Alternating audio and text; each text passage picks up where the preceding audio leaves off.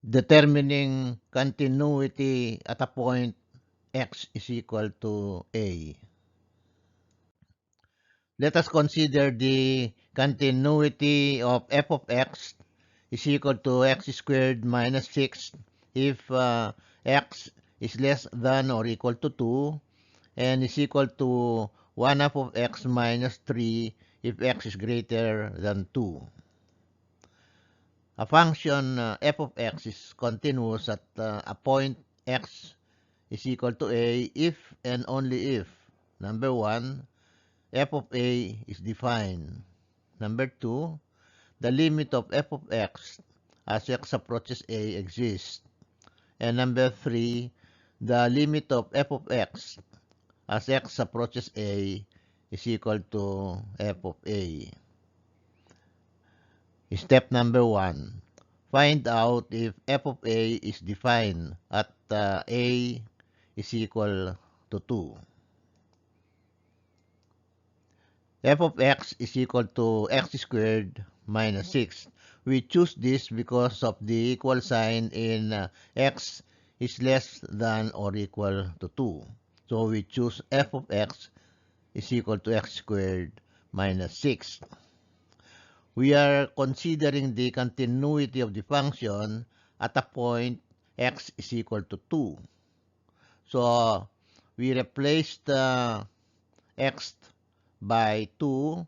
So we have now f of 2 is equal to x squared minus 6. This is now equal to 2 squared minus 6. 2 squared is equal to 4. So this is now equal to 4 minus 6. 4 minus 6 is negative 2. So f of 2 is equal to negative 2. F of a is defined at a is equal to 2. The first condition is satisfied. We are done with the first condition. We are now on the second condition. The limit of f of x as x approaches a exists. So for step number 2, find out if the limit of f of x as x approaches a exists.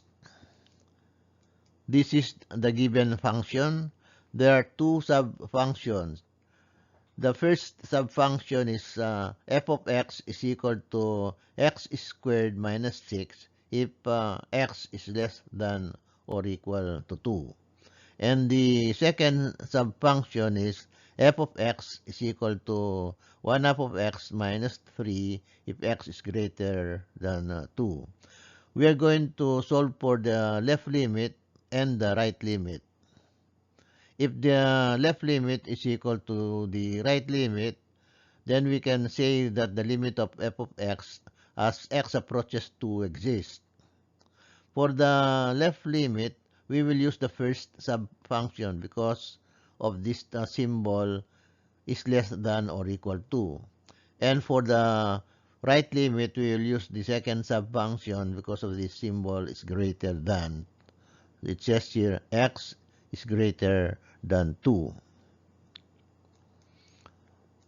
Letter A, the limit of f of x as x approaches 2 from the left is equal to the limit of x squared minus 6 as x approaches 2 from the left. This is now equal to 2 squared minus 6. 2 squared is equal to 4. So 4 minus 6. 4 minus 6 is negative 2.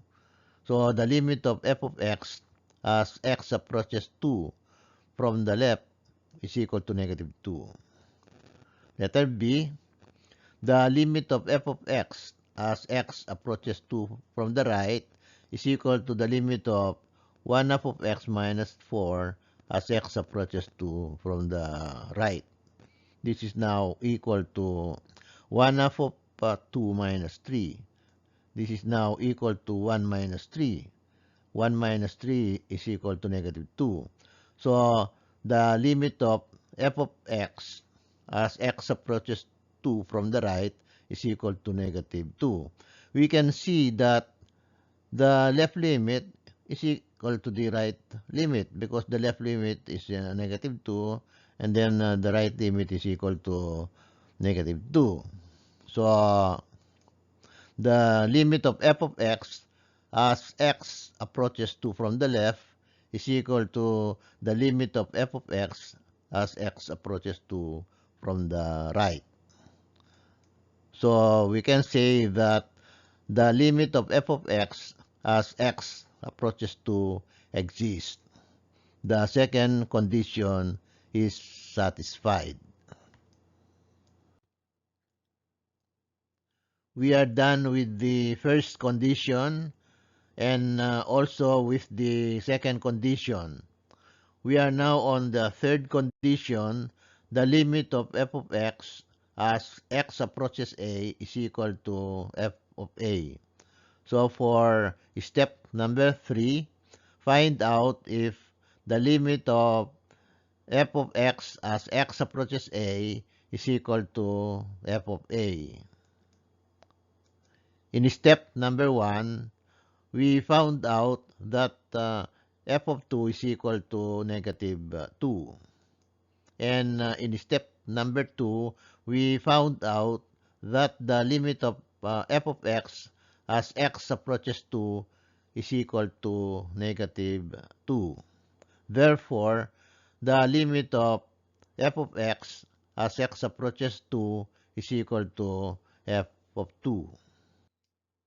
The three conditions are satisfied. Hence, the function is continuous at x is 2. This is the graph of the function. We can trace the graph with the pen without lifting the pen. There is no hole and a gap in the graph.